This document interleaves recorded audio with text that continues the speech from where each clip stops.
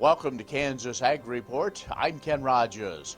On this week's program, we begin a semi-regular segment, Ag in the Courtroom, with Washburn Ag Law Professor Dr. Roger McEowen. We talk noxious weeds and seeds, and will the right to farm be discussed in our nation's highest court. We'll also have features from Kansas Corn, Kansas Wheat, and the Kansas Farm Bureau, and our weekly update from the Kansas Livestock Association and markets from Pinion. Kansas Ag Report brought to you in part by the Kansas Soybean Commission, the Soybean Checkoff, progress powered by Kansas farmers. Kansas Farm Bureau, a grassroots ag organization representing the state's farm and ranch families since 1919, KFB.org.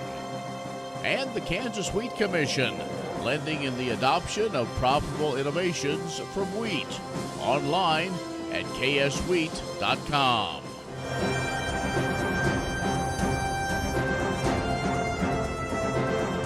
In agricultural news from agview.net, a group of lawmakers requested additional coronavirus-related aid for wheat farmers, a move being applauded by the National Association of Wheat Growers.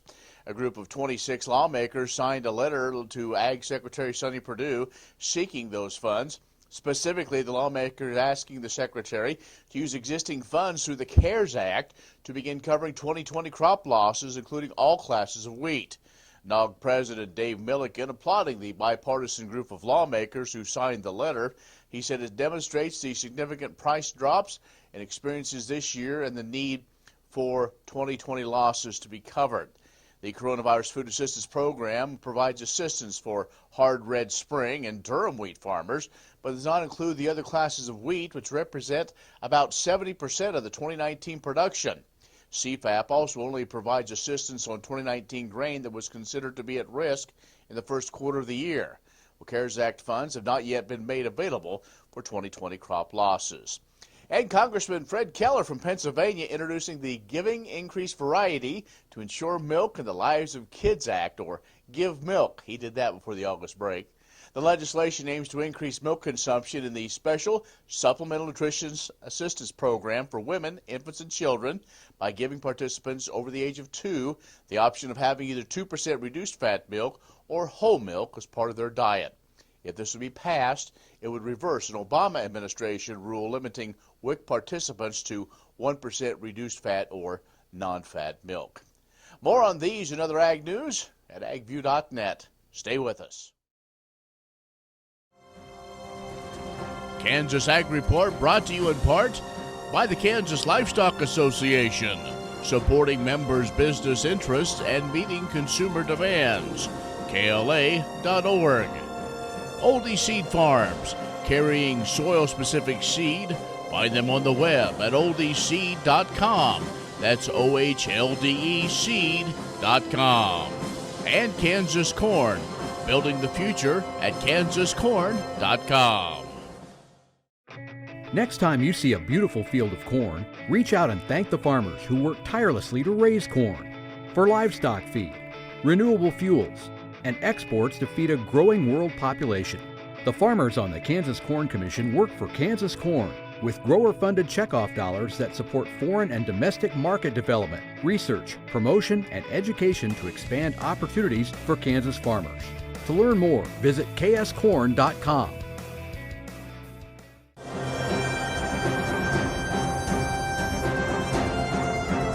And joining us is Dr. Roger McEowen, who with Washburn University, Ag Law and the Policy Specialist, the Kansas Farm Bureau chair there at the Washburn. Roger, time for yet again another Ag in the Courtroom segment, and we've got a couple of, I think, very interesting ones to talk about, and one of those is one that I think could be talked about every week, and that is noxious weeds and even the seeds of those noxious weeds.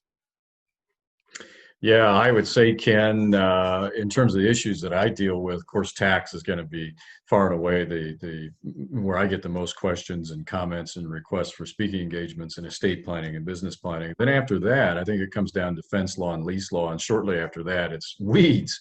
of all things. Whether it's a noxious weed that's listed on the state noxious weed list, or whether it's just a weed problem, it does create a lot of legal issues. And so, and that's the way I break it down. If we've got a weed that's on the state list, and as you know, the legislature modified the Kansas statute the session before this most recent session, and kicked a lot more control of listing of weeds back to the counties, which is in my view, that's a great idea, because what's a weed in St. Francis, Kansas may not be a problem in Pittsburgh, Kansas, just a huge geographical distance. But we want to start with the listed weed. And from a legal standpoint, there is a responsibility of a landowner to affirmatively control weeds that are listed on the state list. And you've got to do so in a manner that is not negligent. You can't create a problem in doing that. Then we get into other issues. Well, what if the weeds are in a fence line? What if they're in a road ditch?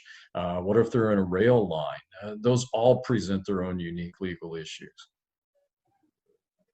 Well, it does. And I think, with the interesting year we've had, not necessarily with all the COVID situation, but with the weather, it brought on maybe some different challenges when it comes to control, and also just where and how to control those, and whose real responsibility that is. Yeah, the control issue is a big issue, and it doesn't matter in that instance whether we're talking noxious weeds or non-noxious, other than the fact that if it is a listed noxious weed and you as the landowner don't control it, you're ultimately responsible, even if that land is leased and the tenant has responsibility for that. If they don't, then the county is going to come out and control it, and they're going to send the bill to the landowner because it's going to get added to the property tax bill. And the tenant, for defalcating on their responsibility, they're defaulting on their responsibility, is probably going to get themselves terminated under the lease in that instance. So it's ultimately the landowner's responsibility on listed weeds to control them. But the one thing that doesn't matter whether it's listed or non-listed is if you control them, you have to do so in a manner that doesn't make the problem worse. You can't do it negligently. And I often refer people to a case a few years ago out of North Dakota where a farmer complained to his neighbor, hey, you got a problem in your CRP ground with kochia and Russian thistle. So he said, oh, I want to take care of the problem. So he does on a windy day, but he goes out and fires up his combine and combines the weeds. And of course, it scatters all over the place, causes $80,000 of damages to the neighbor in terms of his cleanup costs, reduced yields, all types of economic loss. And the court said, yeah, even though these are noxious weeds, you have a duty to control them. You can't do so negligently, or if you do, you're going to be held responsible.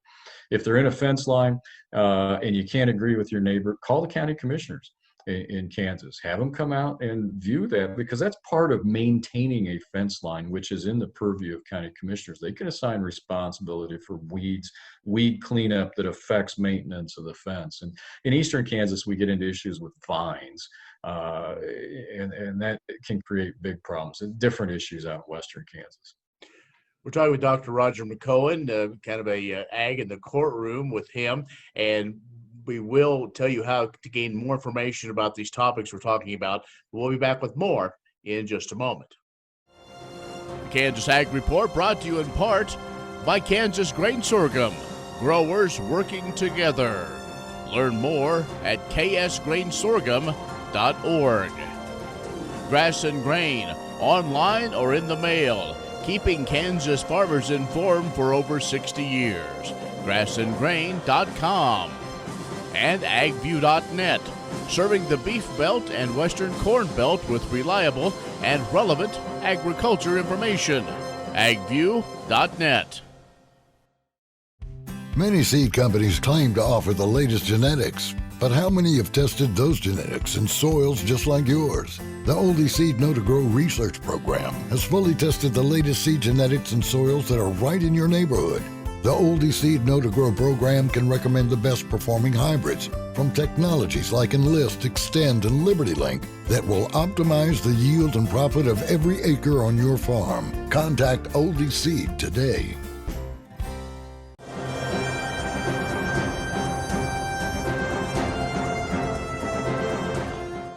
And our guest this week is Dr. Roger McEowen, who ag law professor and the tax specialist at the Washburn University. And of course, Roger's done a lot of tax seminars, and a lot of folks have been at the time at K-State, Iowa State, and here at Washburn as well. And we will let folks know how to get more information about these topics. The next one, Roger, is one that we don't deal with a lot here, but could have impact in Kansas, and that is simply right to farm. That's right. Every state has a right to farm law, and they vary in their types, but Kansas does have one. And there's the Indiana statute may be on its way to the United States Supreme Court, and it's not every day we get to see a right to farm law be perhaps considered by the U.S. Supreme Court. It happened in 1998 with the Iowa statute, and they refused to hear the case that time. But now the facts and the outcome are kind of flipped around. In the Iowa case, the Iowa Supreme Court unanimously held that one of the two versions of the Iowa Right to Farm Act was actually unconstitutional. And the U.S. Supreme Court declined to hear that case to possibly overturn it. But what happened in that one was you had a right to farm law that, at least in part, gave the authority to the County Board of Supervisors, which is the counterpart to county commissioners in Kansas. And they said, well, farmers can petition the county board for, I believe it was 900-acre area, and the farmers in that area cannot be sued on a nuisance theory. And what they were trying to do is provide protection to confined hog operations, particularly in northwest Iowa. And the court said, you can't do that. That's unconstitutional, because now you're saying the people that are just outside the designated area that are affected by the odors don't respect boundaries, can't sue for a nuisance. And you can't do that. That's a taking of a private property right, the right to be free from nuisance. And it's a bestowing of an easement to create odors on the part of the farmers that are in the area. Well, the Indiana statute, and these right to farm laws are good laws, because the whole idea, by the way, Ken, is we want to have a provision that says if I'm a farmer and I'm out there farming, minding my business, I've got all my state and federal permits, and I'm using good husbandry practices, and then somebody develops next to me and they move in and they buy an acreage and they come next to me, well, it wouldn't be fair for them to complain that during harvest season it's dust and there's lights at night, and there's noise, and if I've got livestock, then there are odors, and it's not the pastoral quiet scene that these people from town thought it would be. So it's not fair that they should sue. Well, the Indiana statute, and a number of other states have done this in recent years, is they've said, well, we want to provide additional protection to farming operations and say, if you were there first farming and then somebody moves in, you can then modify your farming operation to whatever you want to do. If you want to go from row crop to thousands upon thousands head of livestock, you still are grandfathered in, so to speak. You can't be sued on a nuisance theory because you're still ag. And this created a case in Kansas or in Indiana involving the same family members, different generations. And the Indiana Supreme Court said, yeah, you can increase your size of anything. You can go from row crop to 8,000 head of confinement hogs, a quarter mile away from grandpa's home, and grandpa can't sue. And so the Indiana Court of Appeals upheld that, and there's been a request by the United States Supreme Court to hear the case. So we'll have to see what happens. Well, Roger, I think that's going to be very interesting, something to keep our eye on as, many of us look to possibly expand livestock in certain areas and certain ways. So I think this could have implications even beyond, as we look at moving forward. So, Roger, if folks want to learn more, and we just scratch the surface on both these issues. TV sometimes cuts down our time. So if they want to read more of your thoughts on noxious weeds, as well as possibly right to farm, going at least a state right to farm, going to the Supreme Court, how can they learn more, and how can they follow along with other of your thoughts? Sure, they can go to my website and they can find my blog. These are what we're referring to here are two recent articles I posted on my blog. I do that about 130 times a year with these detailed articles. And down the left-hand side of my homepage, they'll find a link for the Agricultural Law and Taxation blog. And there's another link they can sign up for an email alert, so they can get an email alert every time I add something to the site. And that's just washburnlaw.edu/Walter, WALTR, the Washburn Agricultural Law and Tax Report. All right. Well, as always, great to catch you up. I'm sure we'll do this again here, probably the next maybe couple of weeks or a couple of months anyway, when more issues come up, and we'll maybe see what develops with these as well. So thanks for your time. Sure. Thank you, Ken. Roger McEowen from Washburn University, another session of Ag in the Courtroom. Stay with us. We'll have more coming up. Many seed companies claim to offer the latest genetics, but how many have tested those genetics in soils just like yours? The Oldie Seed Know to Grow research program has fully tested the latest seed genetics in soils that are right in your neighborhood. The Oldie Seed Know to Grow program can recommend the best performing hybrids from technologies like Enlist, Extend, and Liberty Link that will optimize the yield and profit of every acre on your farm. Contact Oldie Seed today. Next time you see a beautiful field of corn, reach out and thank the farmers who work tirelessly to raise corn for livestock feed, renewable fuels, and exports to feed a growing world population. The farmers on the Kansas Corn Commission work for Kansas Corn with grower-funded checkoff dollars that support foreign and domestic market development, research, promotion, and education to expand opportunities for Kansas farmers. To learn more, visit kscorn.com.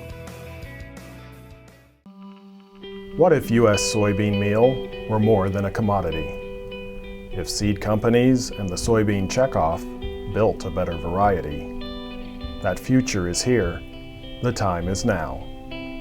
To meet end-user demands, the soybean checkoff is investing in the compositional quality of soybeans, including meal. A message from the Kansas Soybean Commission, the Soybean Checkoff, progress powered by Kansas farmers.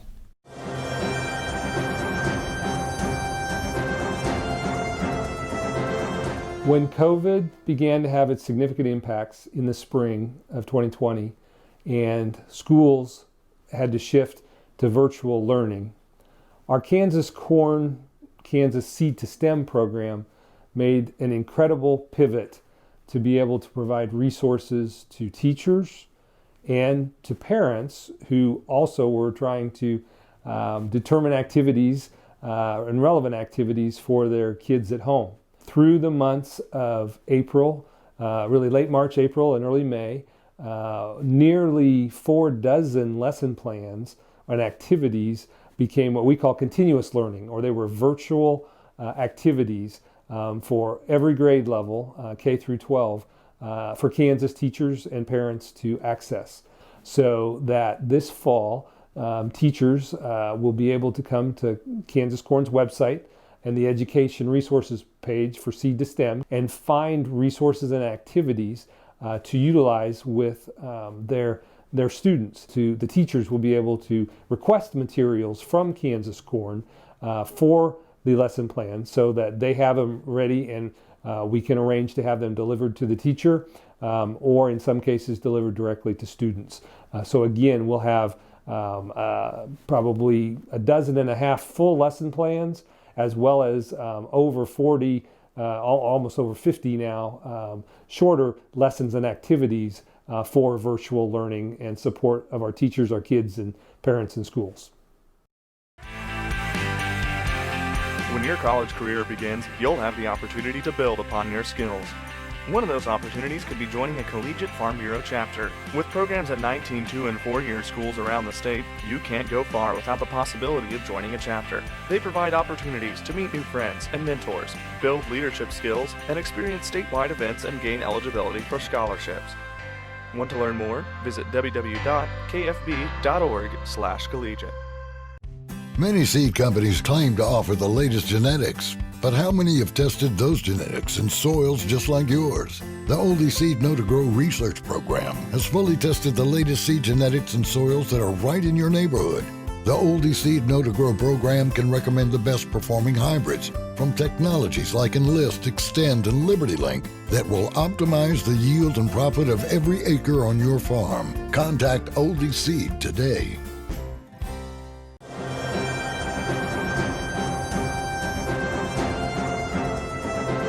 There's an increased risk of wheat streak mosaic virus in next year's wheat crop due to a number of factors.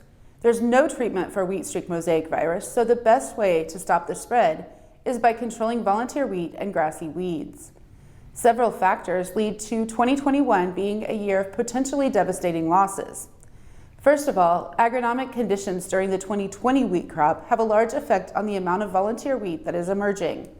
Drought conditions last fall and this spring decreased kernel weight and likely increased harvest losses of grain. These smaller kernels might germinate into volunteer wheat, increasing the risk of severe wheat streak mosaic next year. Farmers also faced several other production challenges in 2020, including freeze damage, hailed out wheat, and drought. These can increase the presence of volunteer wheat. Secondly, some areas of the state saw substantial rainfall in July. While this moisture was certainly very welcomed in drought-stressed areas, wet weather through late summer often favors multiple flushes of volunteer wheat and also favors the growth of other grassy weeds that can support moderate populations of the wheat curl mite and virus. These weather patterns keep a lot more alternative host plants alive during the critical period when the mites and virus would not have plants to survive on. Thirdly, the farm economy is in a decline right now, so farmers may not want to invest the money in controlling volunteer. Despite these factors, farmers must control volunteer wheat now to stop the spread of wheat streak mosaic virus. The Kansas Wheat Innovation Center in Manhattan is rediscovering ways to get improved varieties and new genetics in the hands of farmers faster. Grower-led and checkoff-funded research initiatives are bringing about positive change. This grassroots leadership provides a strong voice in Topeka and Washington, D.C. Now is the time to partner with Kansas Wheat in moving wheat forward. Kansas Wheat Commission and Kansas Association of Wheat Growers. Farmers investing in their future and yours. Log on to rediscoverwheat.org.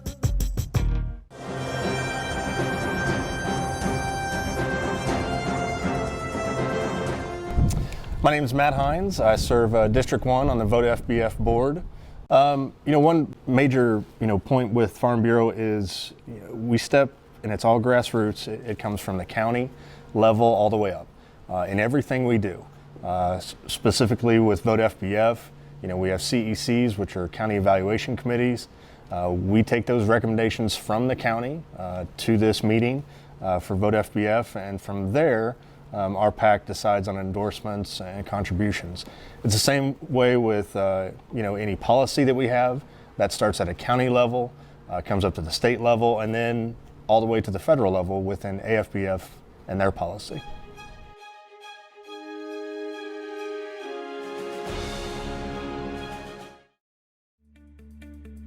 No one plans to get sick or injured. But when life happens, it's important you and your family are protected.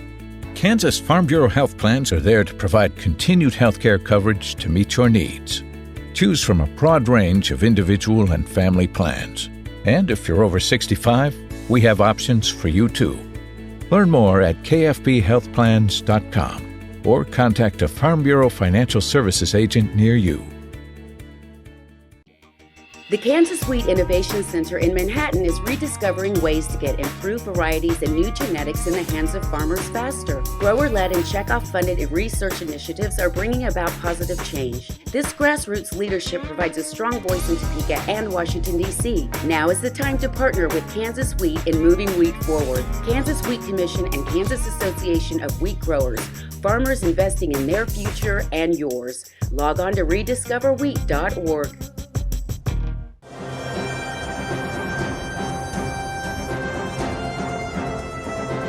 The Kansas and Nebraska Beef Councils joined together to sponsor a checkoff-funded session at the American College of Sports Medicine Health and Fitness Summit. The session sought to provide health and fitness professionals with science-based information that can lead to a greater understanding of beef's nutrients and the role beef plays within a balanced diet and active lifestyle. Originally scheduled as an in-person conference in Atlanta, the event was pivoted into a virtual webinar available to ACSM members over the next 3 years. After being launched in mid-July, the webinar was viewed 110 times within the first 2 weeks. Registered dietitian Jessica Crandall Snyder was the featured speaker. Throughout her seminar, Snyder took a decade-by-decade approach to help attendees uncover the strengths and challenges of healthy eating for female athletes at every age.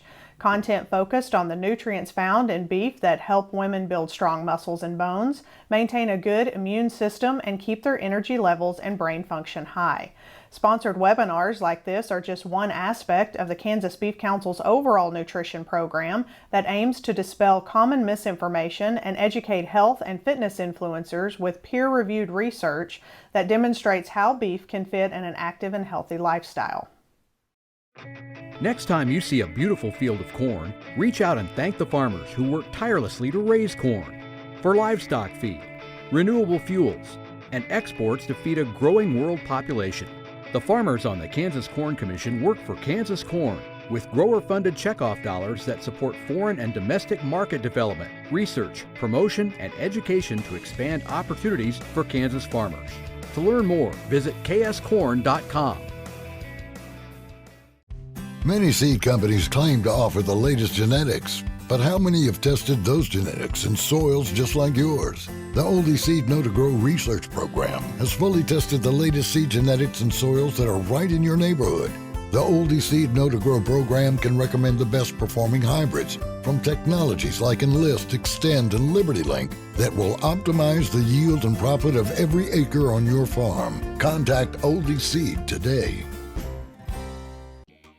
The Kansas Wheat Innovation Center in Manhattan is rediscovering ways to get improved varieties and new genetics in the hands of farmers faster. Grower-led and checkoff-funded research initiatives are bringing about positive change. This grassroots leadership provides a strong voice in Topeka and Washington, D.C. Now is the time to partner with Kansas Wheat in moving wheat forward. Kansas Wheat Commission and Kansas Association of Wheat Growers.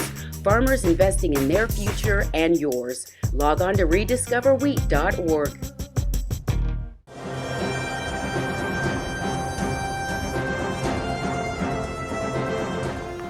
Good morning. This is Derek Kermish with Pinion, a division of K-Coe Isom. In the last month, we have seen a $+ rally in the soybean market, due primarily to two things: a relentless buying program from China and a hot, maybe even more so dry August that we haven't seen in some years, that has taken the potential of what was looking like a record bean yield at the beginning of August and turned it into an average, potentially even mediocre.